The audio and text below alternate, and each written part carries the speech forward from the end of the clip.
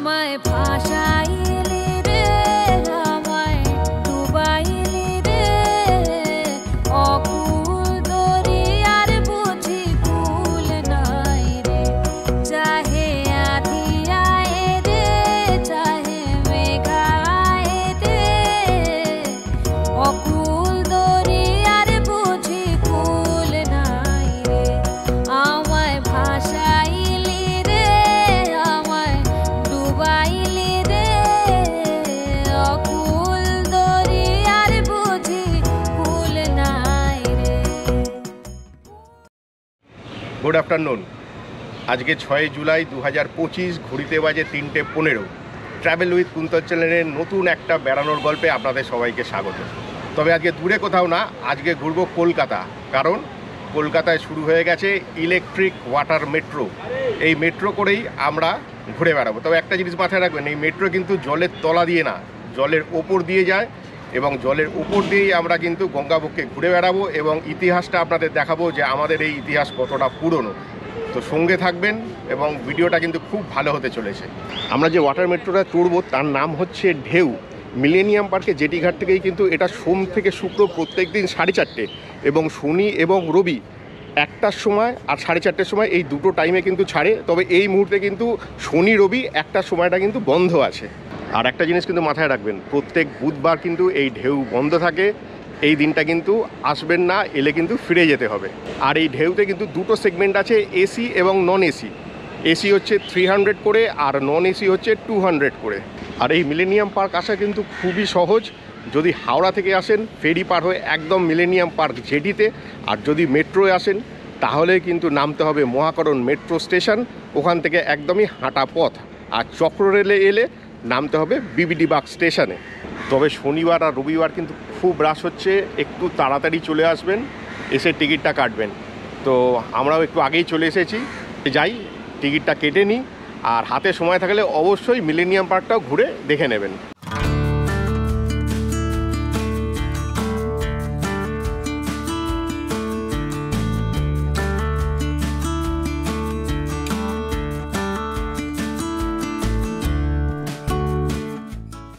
এই হলো মিলেনিয়াম পার্কের এন্ট্রি গেট। আর একদম ঢুকেই সোজা দেখা যাচ্ছে টিকিট কাউন্টার। আর সামনেও কিন্তু পার্কিংও আছে, আপনারা কিন্তু গাড়ি নিয়ে এলে এখানে পার্কিং করতে পারবেন।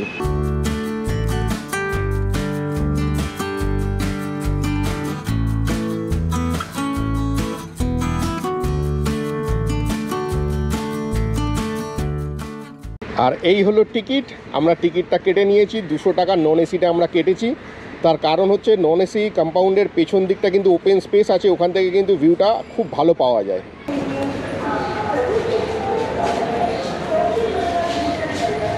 একদম 4:13 বাজে, আমাদেরকে ভেতরে ঢুকিয়ে দিয়েছে। তবে আজকে সানডে, 4টের মধ্যে কিন্তু সমস্ত টিকিট শেষ হয়ে গেছে।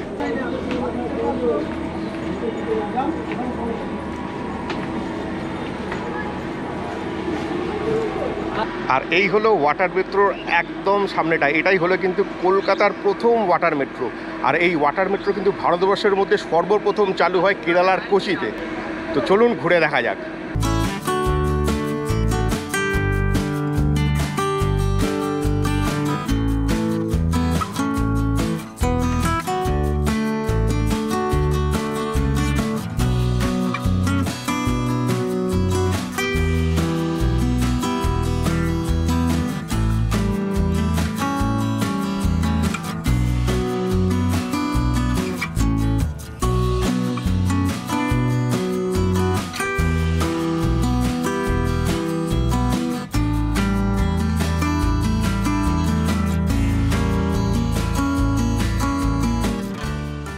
আমরা ঢুকে গেছি। এইটা হলো নন এসি সেকশন। আর প্রত্যেকটা সিটের তলায় কিন্তু দেখুন লাইফ জ্যাকেট কিন্তু রয়েছে। আর এই হলো ঢেউয়ের একদম পেছনের সেকশনটা। এই পেছনের সেকশনটা কিছুটা ওপেন থাকে। আর এখানে কিন্তু স্ন্যাক্স এবং জলেরও ব্যবস্থা আছে, এটা টিকিটের মধ্যে ইনক্লুডেড। আর এই এসে গেছি, এটা হচ্ছে এসি সেকশন।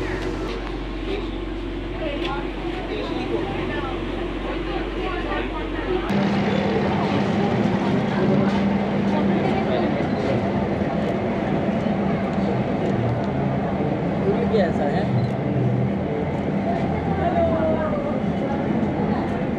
4:35 আমাদের ক্রুজ ছেড়ে দিল এখানে মিলেনিয়াম পার্ক থেকে হাওড়া ব্রিজ ঢুকছে দক্ষিণেশ্বর বেলুড় হয়ে। আবার আমরা রিটার্ন করবো। এই জয় রাইডটা করতে টাইম লাগবে প্রায় 2 ঘন্টা।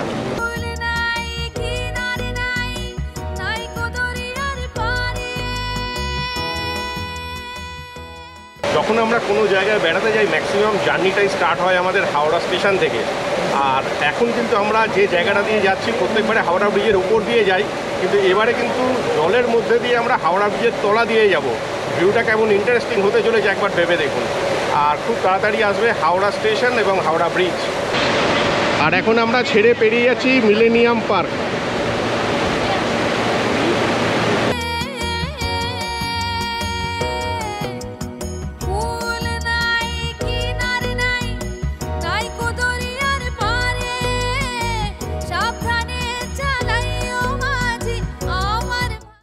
আর এই উল্টো পারে দেখা যাচ্ছে হাওড়া রেলওয়ে স্টেশন। পানি হাওড়া স্টেশন আমাদের মতো ভ্রমণপ্রিয় মানুষদের কাছে হাওড়া স্টেশন মানে এক অন্যরকম অনুভূতি। আর একটা জিনিস জেনে রাখা ভালো, এই হাওড়া স্টেশন থেকে প্রথম ট্রেন ছেড়েছিল 15ই আগস্ট 1854 সালে। আর এই হাওড়া স্টেশনের বৈদ্যুতিকরণ হয় 1954 সালে।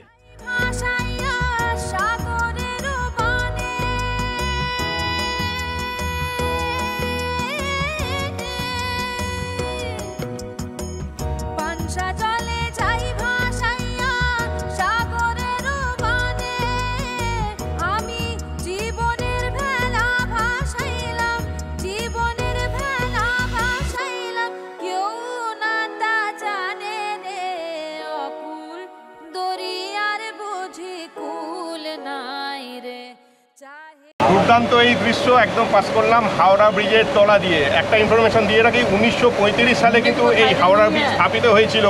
আর 1965 সালে হাওড়া ব্রিজের নাম পরিবর্তন করে নাম রাখা হয় রবীন্দ্র সেতু। আর এই হাওড়া ব্রিজ তৈরি করতে 23,000 টন ইস্পাত লেগেছিল। সেই ইস্পাত দিয়েছিল tata iron and steel company.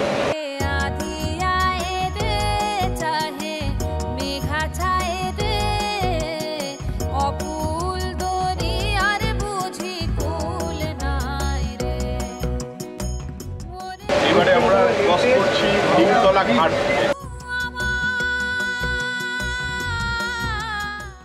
আচ্ছা, এবারে আমরা ক্রস করছি হাওড়ার বিখ্যাত বাদাঘাট, যেখানে 51 ফিটের শিব মন্দির আছে, তার সঙ্গে আছে দ্বাদশ জ্যোতির্লিঙ্গ রেপ্লিকা। ওই দেখা যাচ্ছে।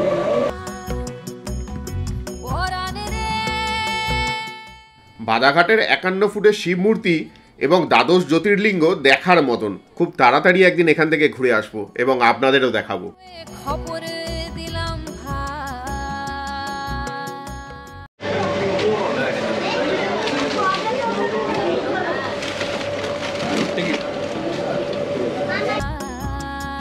আর ট্যুরের সঙ্গে তো খাওয়াটা মাস্ট। স্ন্যাক্সের মধ্যে ছিল ভেজিটেবিল চপ, ভুজিয়া আর কেক। আর এরকম জার্নিতে খাওয়া দাওয়ার মজাই আলাদা। আর উত্তর কলকাতার একের পর এক ঘাটগুলো দেখে মুগ্ধ হয়ে যাচ্ছিলাম। চাপাতলা ঘাট, কুমোরটুলি ঘাট, বাগবাজার ঘাট, প্রত্যেকটা ঘাটই যেন ইতিহাসের সাক্ষ্য বহন করে চলেছে।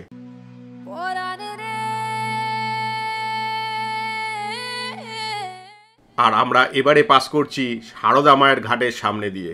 যখন শ্রী রামকৃষ্ণদেব ইহলোক ত্যাগ করেন, তখন ভক্তরা ঠিক করেন যে সারদা মাকে এনে রাখবেন বাগবাজারের বাড়িতে, এবং বাগবাজারের বাড়িতেই থাকাকালীন সারদা মা এই ঘাটেই আসতেন স্নান করতে। তো সেই থেকেই এই ঘাটের নাম হয় মায়ের ঘাট।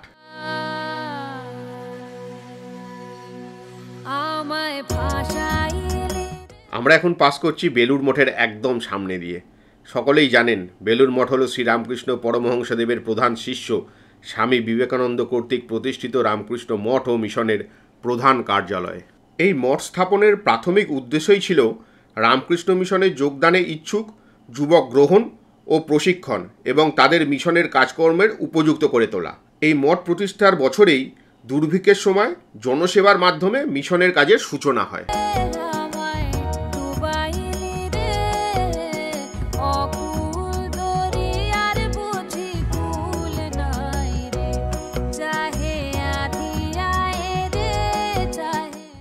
এবারে আমরা চলে এসেছি বিবেকানন্দ সেতু এবং নিবেদিতা সেতুর একদম সামনে। বিবেকানন্দ সেতুর আগের নাম ছিল উইলিংটন ব্রিজ বা বালি ব্রিজ। এটি হাওড়ার বালি ও উত্তর 24 পরগনার দক্ষিণেশ্বরকে যুক্ত করেছে। 1932 সালের ডিসেম্বর মাসে এই সেতুটি চালু হয় আর নিবেদিতা সেতুর প্রতিষ্ঠা হয় 2007 সালে।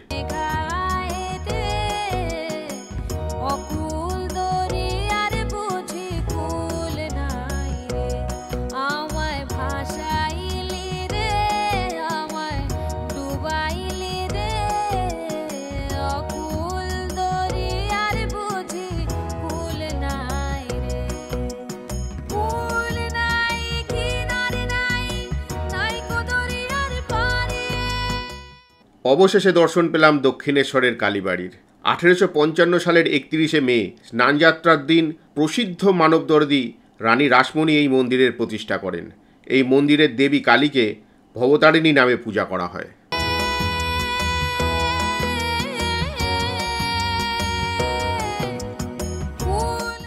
মন্দির দর্শন করে অবশেষে আমরা রওনা দিলাম মিলেনিয়াম জেটির উদ্দেশ্যে।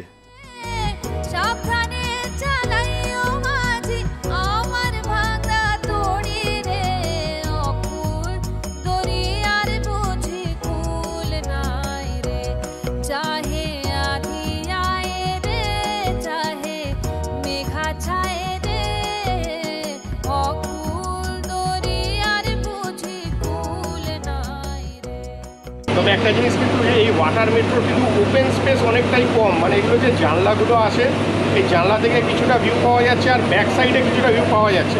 ওপেন স্পেসটা একটু বেশি থাকলে অবশ্যই ভালো হতো। আর তার সাথে কিন্তু এখানে কোনো টয়লেট নেই, একটা টয়লেট থাকাটা কিন্তু প্রচণ্ড প্রয়োজন।